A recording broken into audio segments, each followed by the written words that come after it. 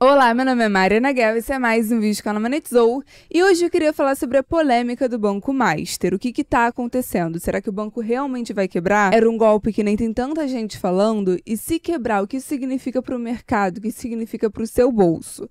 Eu vou falar sobre tudo isso hoje, então fica até o final que hoje o vídeo tá bom.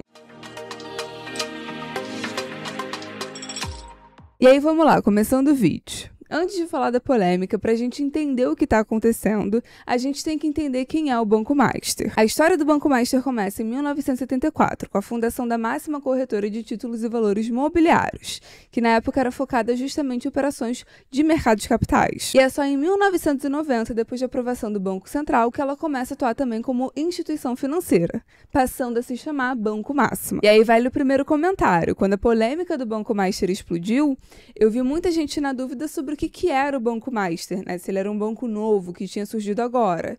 E não, né? O nome é recente, o nome Banco Master de fato é novo, mas a instituição é antiga e tem história. A gente está falando do antigo Banco Máxima, que já teve algumas polêmicas, já ficou envolvido em escândalos. E um banco que na época de 2015 e 2016 passou por uma crise muito forte, né? O Banco Máxima ele tinha uma exposição muito grande em ativos do setor imobiliário, tinha muita exposição em crédito imobiliário. Em 2016, essa parte da carteira dele começa a ter problemas de inadimplência e ele começa a enfrentar vários desafios financeiros, né, de problema de pagamento, perda de liquidez e de necessidade de capital. E além desses problemas financeiros que o banco enfrentou, nessa mesma época ele também enfrentou vários problemas de governança, de credibilidade. Ele foi investigado pela Operação Lava Jato. Na época, o banco era um dos principais operadores de crédito consignado do país, e aí vieram várias acusações de fraude, gestão fraudulenta. Vários gestores foram denunciados por crimes contra o sistema financeiro, de fraude e simulação. E aí, depois de todos esses escândalos, depois de toda essa bagunça, lá em 2018 o banco passa por uma reestruturação. Um empresário chamado Daniel, que também já foi alvo de investigação devido à suspeita de fraudes em fundos de pensões de servidores públicos, ele assume a presidência desse banco e, junto com novos sócios, eles fazem vários aportes que chegam na casa de 400 milhões de reais, visando revitalizar a instituição.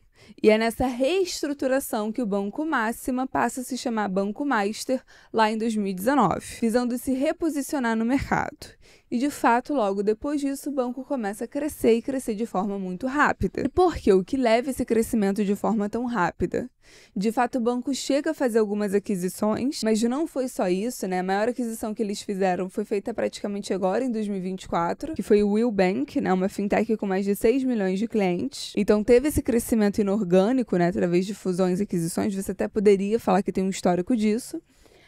Mas não é isso que explica, né? O crescimento do Banco Master vem desde antes disso e vai muito além da cartela de clientes que eles conseguiram a partir dessas compras. Na verdade, o que explica o crescimento do Banco Master de forma tão rápida foi a atuação agressiva do banco no varejo bancário, crédito e mercado de CDBs, em que, resumidamente, o banco vendia vários produtos duvidosos, mas com promessa de alta rentabilidade, e que acabou se tornando atrativo para muita gente. Na época que a Selic estava em 2%, 3% ao ano, o Banco Master oferecia títulos pré-fixados longos, prometendo retorno de 13% ao ano, muito acima da poupança dos títulos da época. Desde então, a Selic aumentou, os juros subiram e o rendimento desses CDBs também acompanharam. Desde o final de 2024 para cá, é normal encontrar CDB do Banco Master oferecendo retorno de 120%, 130%, 140% do CDI. E aí é aquilo, muita gente viu isso e ficou atraída, colocou dinheiro, né? O tipo de investimento que você olha e você sabe que é bom demais para ser verdade,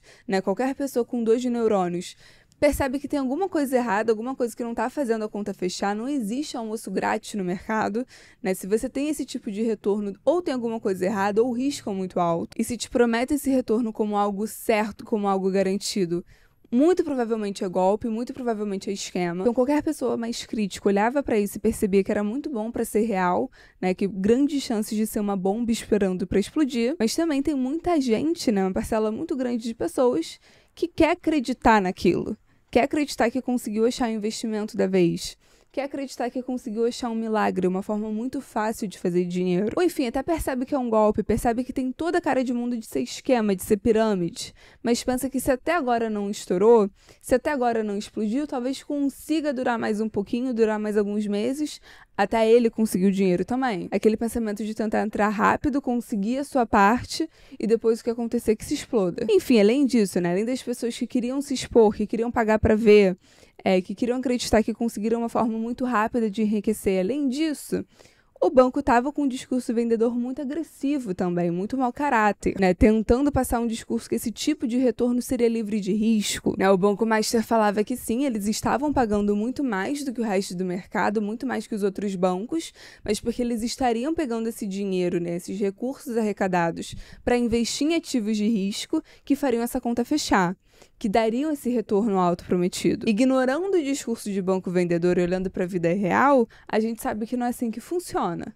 Na prática, o que a gente estava vendo era um banco que estava se capitalizando a um custo muito alto, porque quando a gente fala do banco prometendo um CDB pagando não sei quantos % do CDI, isso é um custo para o banco, isso é o custo que ele tem de adquirir capital. Então, comparativamente com outros bancos, eles estão com um custo muito maior, eles vão ter que conseguir retornos muito maiores para serem competitivos frente ao mercado. E aí ele está pegando esse capital muito custoso, que custou muito para ele para conseguir, para comprar ativos porcaria. Empresas com problemas de inadimplência, com problemas de custo financeiro. Outra coisa que o Banco Master fez muito foi pegar esse capital caro e usar para comprar precatório. E de acordo com uma matéria do Estadão, o Banco Master teria pelo menos 16 bilhões de reais em precatórios. E grande parte disso estaria em fundos, então é mais difícil ainda para você estimar o valor desses precatórios, né? O preço de mercado deles. Então, assim, é um banco com custo muito alto, de fato apostando em ativos de muito risco. A chance de dar ruim era grande. E o banco ainda tinha cara de pau de vender esses CDBs como ativos sem risco, falando que os CDBs eles teriam cobertura do FGC, que é um discurso muito distorcido, né? Uma fala muito errada. Quando a gente fala da FGC, a gente está falando do Fundo Garantidor de Crédito aqui do Brasil.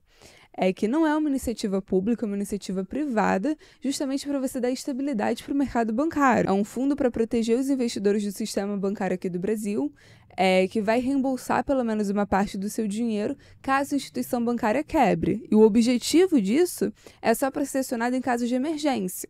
Então, assim, se um banco quebrar, para não entrar um colapso do sistema financeiro nacional, para deixar o nosso sistema, inclusive, o sistema mais sólido, então existe esse fundo de garantia para não ter uma crise de crédito. É isso. E tornar isso como um colete para o seu investimento de risco, cara, é extremamente errado. Vale comentar, inclusive, que ele não te protege 100%. Primeiro porque tem um teto de valor até onde ele consegue cobrir por pessoa, que no caso seria de R$250 mil. E segundo, como essa ferramenta é um último recurso, né, para ser usada somente em casos de emergência, ele não vai te dar um retorno imediato, não é algo de liquidez imediata. Existem casos, por exemplo, que a instituição financeira quebrou, né? O banco quebrou e demorou coisa de 90 dias para os investidores terem seu dinheiro de volta. E o FGC, ele também tem um limite de onde ele consegue cobrir. Então, dependendo do nível da quebradeira, dependendo do nível da instituição financeira que está quebrando, poderia existir um cenário hipotético em que ele não consiga esse nível mínimo de crédito. Então, assim, o Banco Master faz essa distorção, falando que o investimento dele estaria livre de risco por conta da existência do FGC, é uma grande sacanagem. Tudo isso dito, introdução feita, indo para a parte da polêmica. A gente está falando de um banco que tem um histórico complexo, que ele acabou de passar por uma reestruturação agora, né, recentemente, e que cresceu muito vendendo um produto extremamente duvidoso. E já faz algum tempo, inclusive, que o mercado está de olho no Banco Master, pensando que sim, é uma bomba que é uma questão de tempo até explodir. No ano passado, em 2024, já tinham saído várias matérias comentando sobre isso. Eu também comentei sobre por aqui, né? Não num vídeo do YouTube, mas eu comentei no Instagram, fiz shorts, fiz reels. Então, assim, já era um assunto que estava no radar aqui no mercado financeiro, mas ainda não tinha chegado nas grandes instituições, né, nos órgãos públicos. Agora, nesses últimos meses, a urgência já mudou. Isso porque, sim, o Banco Master cresceu num nível que agora, quando ele estourar, vai machucar o mercado, sim, né? O mercado vai sentir. Chegou num patamar que tem a discussão de que quando o Banco Master estourar, poderia afetar, inclusive, a capacidade de liquidez do FGC. Né? O FGC ele dispõe hoje de 107,8 bilhões de reais em recursos líquidos. Já tem analista que estima que seria necessário até 50 bilhões de reais para cobrir o pagamento dos investidores do Banco Master, caso, enfim, o banco chegue a falir. Então, quando acontecer, grandes chances do mercado sentir.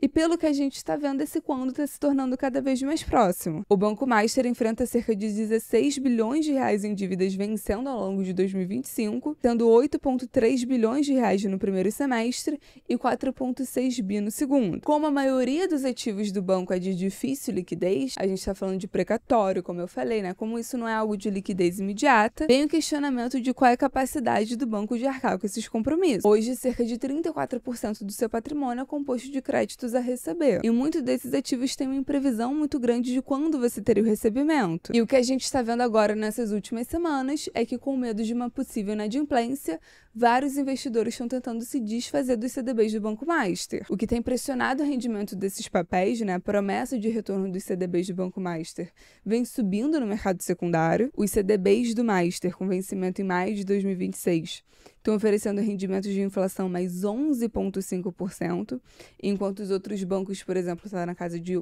inflação mais 8%, e tudo isso torna ainda mais difícil para o banco conseguir captar mais recursos, né? Esse custo de capitalização dele aumenta, né? Se a procura por CDB está menor e eles têm que oferecer um retorno maior, então no final isso traduz em mais custo para o banco. Na frente, lá para frente, isso vai custar ainda mais para o banco. Então assim, eu estou falando tudo isso para vocês entenderem o tamanho do problema, entenderem por que as pessoas tinha uma desconfiança com o Banco Master, né? Por que as pessoas duvidavam dos ativos do Banco Master? Essa discussão se o banco vai quebrar, se não vai, se o FGC conseguiria lidar num cenário caso o banco quebre, né? Tudo isso, todas essas grandes pautas que rodaram o mercado e as notícias nessas últimas semanas. E sim, tinha gente, inclusive, fazendo piada que o Banco Master deveria dar dinheiro para algum banco, para o banco comprar o problema que é o Banco Master. E é no meio de tudo isso, no meio de todas essas discussões, do mercado praticamente falando que o Banco Master não vale nada. No meio dessa discussão, no meio desse discurso, que aparece o Banco de Brasília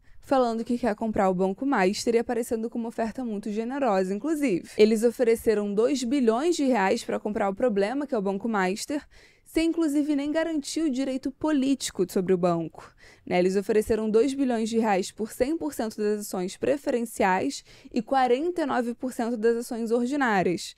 Ou seja, eles teriam 58% do capital do banco, mas olhando em direito de votos, né, olhando para a ação ordinária, eles teriam menos de 50%. Eles não estariam garantindo a governança sobre a instituição. Então, assim, é meio impossível a gente olhar para isso sem um grande estranhamento, né?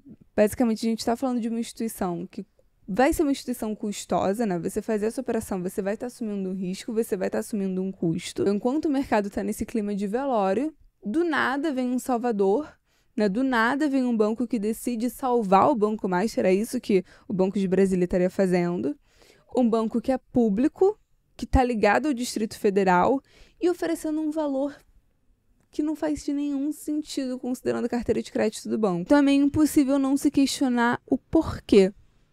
Por que um banco público está se metendo nisso? Por que um banco público está querendo salvar o Banco Master? Não tem outra expressão. Essa operação, dependendo do nível da carteira do Banco Master, poderia inclusive colocar o Banco de Brasília em perigo.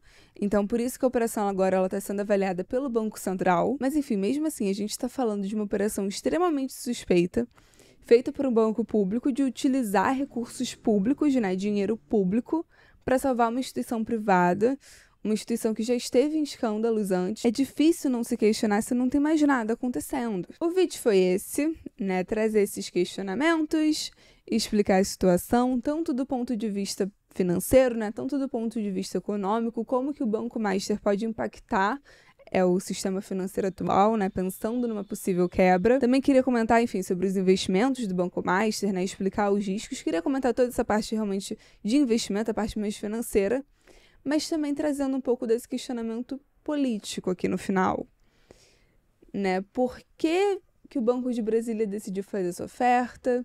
Como que isso vai ser avaliado? Enfim, trazer um pouco desses questionamentos aqui para o canal. Espero que vocês tenham gostado. Se você gostou, por favor, deixa seu like, comenta o que você achou, se inscreve aqui no canal e até o próximo vídeo.